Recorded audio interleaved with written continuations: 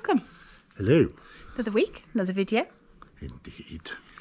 First things first, a big thank you to Andy from Finca Life for the shout out. Yep. We really appreciate it. Thank you very much. And I hope to get together with you and Sharon soon. Aye, that'd be nice. Yeah, Chew definitely. the fat, have a beer. Sounds good enough. Sounds good to me. Yes. This week's video is a bit of a bitzer. Yes. We have got something a little bit different in the middle. Hello, stuffing, my old friend. See what I like stuffing. I have to serenade food sometimes. See what I have to live with. We show you how we make our sage and onion stuffing rather than shop bought. Other than that, bits and pieces. Yep. Yes. Enjoy. If you do, please give us a thumbs up. We'd appreciate it. Consider subscribing. And we'll catch you on the next one. Oh, yes. Bye for now.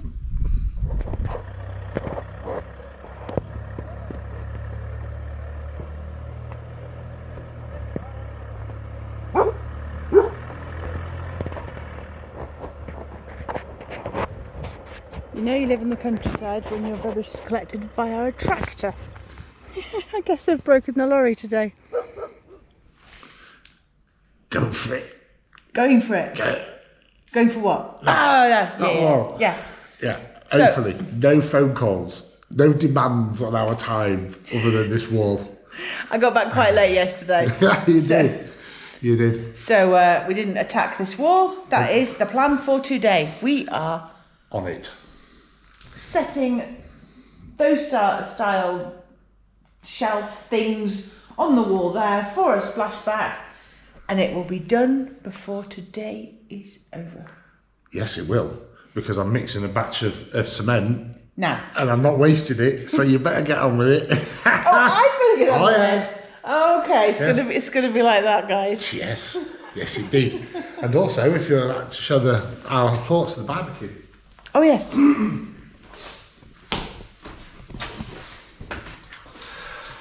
Okay, so we're going to have a lintel, and obviously it's not going to be here, it's going to be higher It'll up. be a very small barbecue. I can only just get a sausage in. You can't even get your fingers Can't in even there. get my fingers in Jeez. there. Strange person. What do you want to put your hands in the barbecue for? It's hot, you could burn yourself. You have to go in from the side. Ah, okay. Okay, so basically, if you imagine this is going to be higher, this lintel's going to bridge across, so then it's good for going up for the chimney. And that's basically what we're going to have. I've just used this old one as a visualization for us, actually. So there'll be the fire being done here and the coals or whatever we're going to use at the time. We'll have the option for both. And then it goes underneath there, and that's where you cook. And this will be like a little preparation station, or somewhere to put your stuff. You know, you take it out and you put your plates there. And that lot. Always need space for stuff. Yes! Okay, right, we better get back to the job in hand. Yes, indeed. Oh, yes. Okay, as we just explained, we're going to build that kitchen wall up. Splashback at the back of Yep. the height of that wall over there. We're taking the opportunity, we've made enough mix that I can render this little cubby hole that we found behind the wall. We were going to leave it natural, but unfortunately lots of it has fallen off and it's got a really weird smell to it. I don't know what they coated it with. So we're just going to make it the same as everything else. We can finish the hole where the soil pipe comes out from upstairs. Yep. We can construct the wall itself. The wall? Keep going around the room. Yep. Yep, this has all been wet off, ready for the stuff to go to. And then hopefully, there'll be enough left just to finish the bottom of this wall so it flows better to the tiles. Right, at this point in the proceedings, that little alcove has been plastered. That's been made flush with the rest of the world. The lime skirting, as it were, has been done down to the tiles at the bottom here. And now we start on this. Will it go easily or will it be a nemesis? Nemesis. It's a nemesis. Yeah.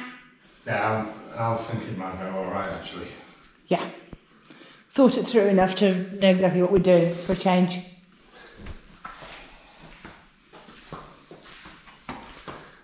So. It's level. Yay! We now have something to build a kitchen against. Yes. Yes, very happy. Very happy. So that panel had to be cut a lot. Yeah. And then varying amounts all the way down. Until you get to about here, where then this section tailed off rapidly. But only at that point, it sort of like dropped a lot, and then it gently fell, didn't it? Yeah. But still need to clean up a little bit. But that is level. And unfortunately, we couldn't get exactly to the lines because all the tiles are banana shaped. They all seem to bulge. Yeah. Nature of the beast. Nature of the beast. Exactly, it'll be fine. Just sponge that down to give it a nice neat finish. It's going to be a similar finish to this. Obviously when it's all painted it will blend nicely. This has been filled. It just needs sponging, just not quite yet, just to blend it texture wise to this. Again, it'll be painted so you won't see the colour differences. But when we build a box, don't want to see ridges of where it is, so I just need to blend that. Yes. This is stage where we put it, drying nicely where it should be. So that's good. And we've done some marks on the wall. We've been drawing, doodling. Don't tell children, you tell them off for doing it. Yeah, we're taking our cue from Banksy the plumber. Yes. Who incidentally we didn't employ. Yeah. So we've marked out on the wall here. Kitchen sink's going there. Dishwasher's going there. There's going to be a 40cm cabinet there for putting a gas bottle in. Unfortunately, or fortunately, because it's actually inexpensive, we can only get gas bottles here. We're not on mains. Cooker's going there. Little cabinet, 2 big cabinets. The important thing that we need to know is where the cooker was, or is going to be, and where the centre of that is, because Chris now needs to drill a hole for the extractor.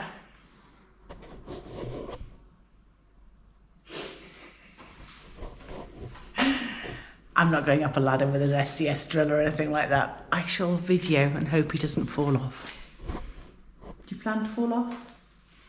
Okay, good enough. No, but I do plan to get on the scaffolding. I'm not going to risk it on that steppy ladder. Okay, yeah, we'll bring the scaffolding from over there. Good idea. Aye. Let's do that now.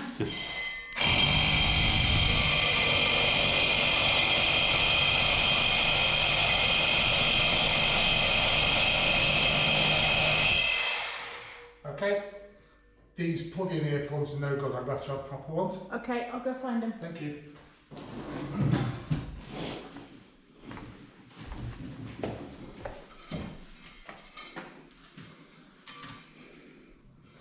Right, try again. I'm shouting because I can't hear myself. I'm double defended. The things come out the middle and popped on the floor over there. Oh. Well, I don't need it now anyway. Okay. It's not broken or anything. Sorry? It's not broken. No. It's because it's hit bricks.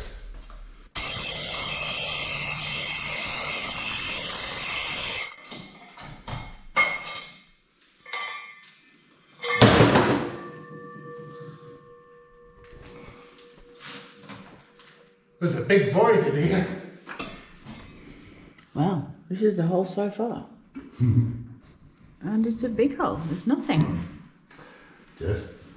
Extensions on. So, about 15cm extension. It's a strange angle. Yes, it is. So, Lillian's going up there and bungle that new hole up. Look. You can see the neighbours. Quick, block it. Just going to block it with paper for now. Stop any wildlife coming in. So yes, good job, well done. Sorted. Finally. Yeah, wasn't fun, was it? No, it wasn't. Thank goodness we only have to do the one. Yes. The reason why it wasn't was because it hit a rock. The big core, it hit a rock. And there was nothing next to the rock, and it grabbed the rock and it spun the drill right round. And it sort of like really, really hurt my arm, my wrist. I held it just, and it's sprained my wrist, and I've got all the gouges. I thought I'll persevere with it. So I backed off and just chipped that bit of rock, and then went again, and it did it again, and this time it spun right out, didn't it? And it nearly hit me in the face. I thought you were going to break your jaw, to be fair. Yeah. The power behind it was very scary. Yeah, and I was holding it as tight as I could, and pushing in as slowly as I could. Yeah. I wasn't ramming it or anything like that, so... Whoa. Yeah, the joys of marble and rock walls. Yes. Crazy crackers. And half of it's breeze block, so I went for the breeze block bit easy. Yeah, here's bricks. Cinder block and brick. Cinder block and brick, and then that's a bit of breeze block. I might feel a bit sick if I do this. Yeah. Hold on. There we go. Right, you can go down. Down the tunnel. Down the tunnel. That's one of the lights we've got at the end of one of the tunnels. And there you go. There's the gazoon. Yeah.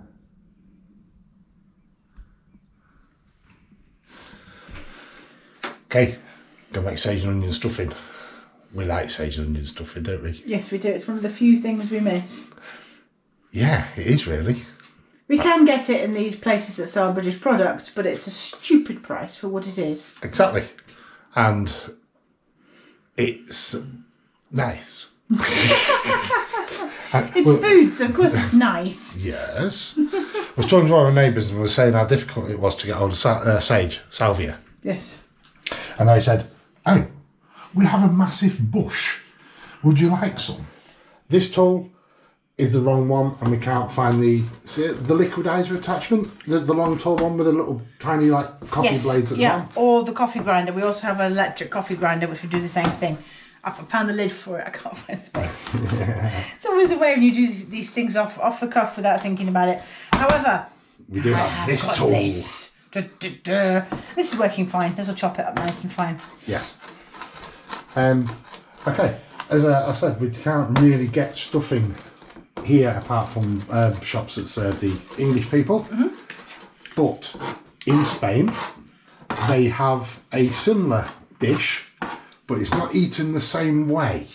No, so here is the same way as you can get patatas bravas, you can get patatas pobres. There are recipes that they put the word poor in. Back in the day, it was an inexpensive dish.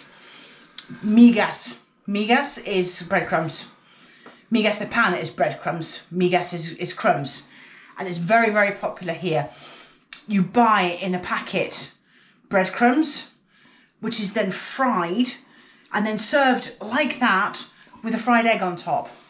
Now, it's not just breadcrumbs. There's bits of chorizo in it. There's bits of bacon in it, depending which recipe you buy. There's a plain one. There's the migas de la abuela. So the migas that grandma used to make. So hers was a posher one or whatever. It's a slightly different recipe. And you can get that here. But for us to use it as we would use a stuffing with a roast, it's a little bit too oily. It just kind of falls apart in the tray in the oven. Yeah. It's pre-oiled because they soak it in like olive oil, we was told, doesn't it? Yes, yeah. It's delicious, really, really nice, and all the additions make it really tasty. Unfortunately, it just doesn't hold its shape when we want to do a roast. So this is our version of how to do a stuffing. Okay, so there's the breadcrumbs done. Nice chunky bits in still because we personally like it, don't we? We do, yep. And what have you been doing while I've been doing the breadcrumbs? That's sage chopped to you finished approximately a handful. Yep. Not someone else? Yep.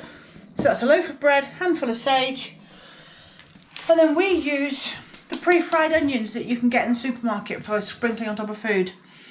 Or just sprinkling straight into my mouth, so Lily has to hide them. The reason being because they've already been pre-fried, they've got a bit more of a deeper flavour to them. We really prefer those over. You can just as easily use dried onion, which you can buy in the supermarket, the dried onion seasonings. But I've never seen it in chunks like this. I've only ever seen it as granules, so it doesn't work. We've only found it as a powder or granules rather than chunky. And obviously if you fry your own, you're adding more wetness into this. I know this will become wet, but these work really well flavour-wise, basically. This is what we use because we like it. Yes. But you don't like that, them delicious onions there, the delicious goodness that is those, unless they're in.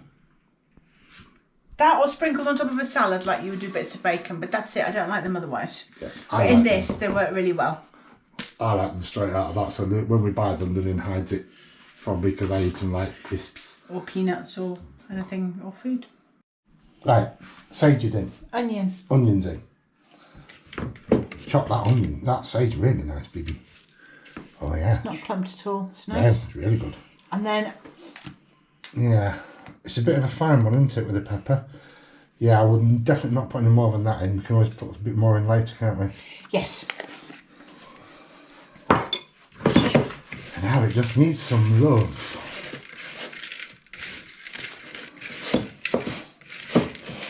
And when we're ready to use it, when we want to use it, we just wet it down a little bit to make it like the stodgy goodness that is unfried sage and onion stuffing.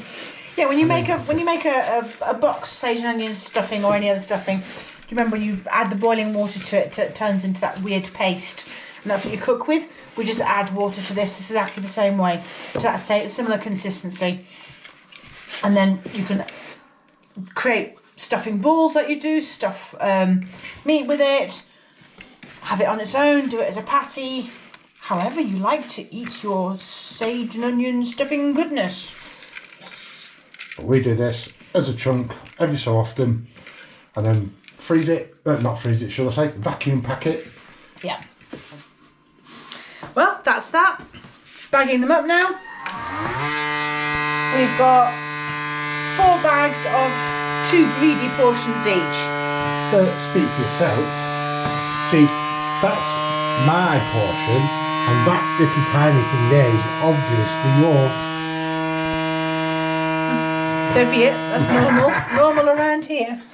Yeah, it works out at approximately 150 grams each. Maybe that one's a little bit lighter, but there's not a lot in it. That one seems to come from. This one's seal's gone. Yeah, after we bag It's puffing back up again. Okay, so we've got 4 lots. So that'll do us for quite a while. Yes, indeed. Day or 2. Good job, well done. So on the theme of little jobs that we're achieving this week, that's another little job jogged. Yeah. Those are the rejas, burglar bars. They aren't particularly pretty. We could have tried to invest in something different, more modern, something pretty, whatever. But it's only for outside. Exactly. From the inside, it still looks like you're in a prison. Yeah. The reason why I went with the ones that we have actually put up there, which, yeah, as you say, look like a prison, is because they're the original ones that were here. We took them off, we've done them up and put them back. So it's original to the property. Yeah, they used to have a little solid metal door, didn't they? We Yes, took ground all the tabs off and cleaned it all up and sorted it all out and everything like that. Yeah, insurance companies for property insurance are not keen if you don't have the records, and they charge. Yes. Significant more premiums if you don't have records. So, in our head, they had to go back on, rather than choosing something fancy and probably still wouldn't like it. No. They are what they are. They serve a purpose and they're original to the building. Yes, they are, or original to the building when we purchased it anyway. Yeah. And there's enough space there to put a little pot plant or something, so it kind of detracts a bit from the prison cell. Exactly. So, if all goes to plan, and it probably won't, because it never does, this is the idea. So, there's this bar here that'll stop it obviously from going there, and then I'll break a piece of this brick out, so obviously that can go further back. So in essence it'll be going like this, on this side, inside, to stop it from being moved that way. And that's it. And then I'll start building. Well, that'll be maybe not today. There's a couple of other little jobs to do, but I'm waiting to do them, so I thought I'd just get this mapped out. I'm hoping it works. Probably won't. I'll probably end up doing something completely different.